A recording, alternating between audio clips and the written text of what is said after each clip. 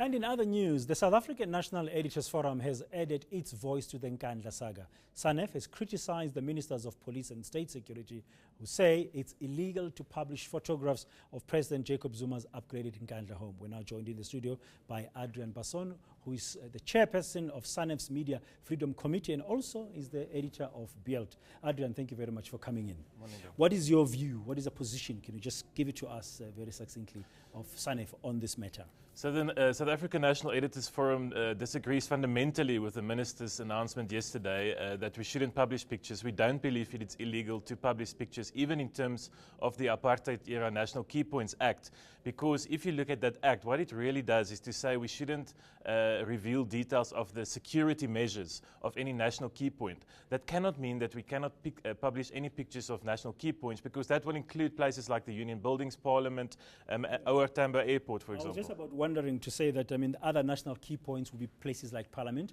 and we've seen pictures of the Parliament building from outside and inside countless of times. Would that mean that from now on we don't have to publish any such pictures at all? Yes, and that cannot be true. So I think this is really a red herring. This is an attempt by government ministers trying to protect President Zuma against further scrutiny of this project. We've also seen attempts to clamp down on Thuli Madonsela, the public protector, attempts to drag her to court last week. So this is now an attack on the media, trying to suppress the publication of this picture, which is really available online forever. It is there on the internet in digital archives and also on the front pages of a lot of South African newspapers today. Yeah, I was thinking it would be something very difficult for the minister, Nathi Mthethwa, and the other colleagues like Siyabonga Cwele, who is the intelligence minister, to really implement this, because visuals or the pictures we've seen over months of the Nkandla homestead are all over the place.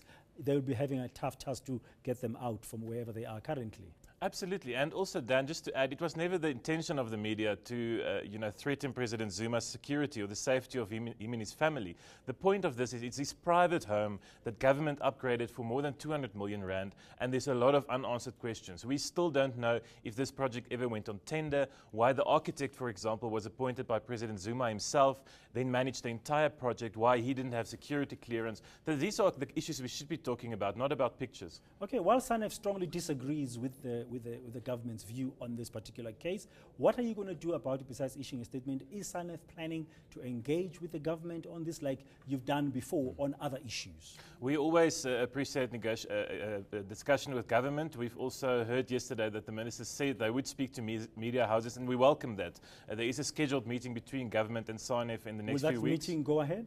Yes, absolutely. Okay, and then you'll raise this issue there with the cabinet. We will always discuss difficult issues with government, even if we disagree. Yeah.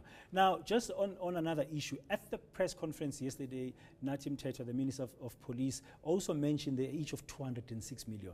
Like it's being out there, and he said it's like propaganda from the Hitler era. What's your view? I mean, as a media person, when you hear that, because up to now we actually don't know.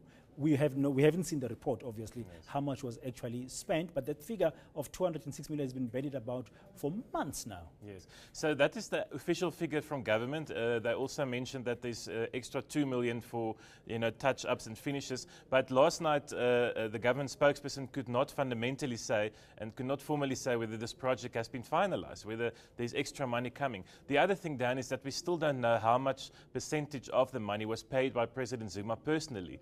At the beginning of the project, it was estimated to be around 10 million rand, but that has grown over time. We don't know what part of the buildings he paid for personally and what part of it government paid for in terms of architects, in terms of the thatching of the houses. And then also, we still haven't heard how government justifies building a cattle culvert, a home for the chickens, a tuck shop, etc., in terms of national security.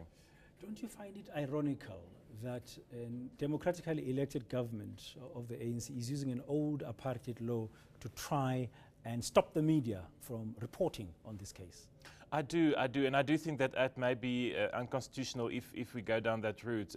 I think it is sad that the government has resorted to using that act instead of first engaging with us and saying, listen guys, we don't want you to show maybe a very close-up shot of the gate, which I really think we haven't done. The pictures has all been from a distance, it's all been from the air to show the extent of this public expenditure of an obscene amount of more than 200 million. So yes, I think it's a pity and hopefully we can have better discussion in future. Thank you very much. That's Adriaan Basson, SANEF's Media Freedom Chairperson and also editor of BEALT newspaper. News that moves. eNCA.com.